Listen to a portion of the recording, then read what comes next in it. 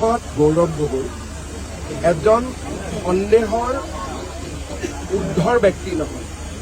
কাৰণ পাকিস্তানত আমি জানো কাজিৰঙাও নাই, মানস অভয়াৰণ্যও নাই। কাজিৰঙাত চাবলগীয়া মানে আমাৰ কাজিৰঙাত আহিলে গড় দেখা পায়, পাকিস্তানততো একো নাই। এজন মানুহ পাকিস্তানত 15 দিন কেনেকৈ থাকিব পাৰে? কিবা ট্ৰেইনিং নললে, বাকী মানুহটো যোৱাৰ কোনো কাৰণ নাই। দ্বিতীয়তে গৌৰৱ গগৈয়ে যেনেকৈ নামাজ পঢ়ে, ইমান শুদ্ধকৈ নামাজ মুছলমান মানুহ এজনেও পঢ়িব নোৱাৰে। মুছলমান মানুহ এজনকো নামাজ পঢ়িব দিয়ক, অলপ ভুল হৈ যায় যদি নতুন ল'ৰা, কিন্তু গৌৰৱ গগৈটো একো ভুলেই নকৰে। দ্বিতীয়তে তেওঁৰ ল'ৰা ছোৱালী সৰু বয়স, একেবাৰে সৰু।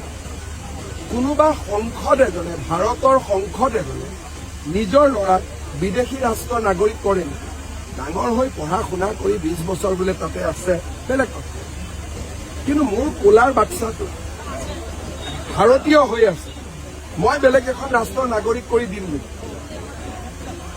তেওঁৰ পত্নীয়ে 19 বাৰ ভাৰত আৰু পাকিস্তানৰ মাজত ভ্ৰমণ কৰিছে, 19 বাৰ। গতিকে এইখিনি কথা ৰাইজক উত্তৰ দিব লাগিব। পিছলা পিছলি কৰি থাকিলেতো নহব। গতিকে দেশত আইন আছে, আইনে উত্তৰ বিচাৰিব জানে, আৰু অহা 2-3 মাহত আপোনালোকে দেখা পাব যে উত্তৰ বিচৰা পৰ্বটো চৰকাৰে আৰম্ভ কৰিব।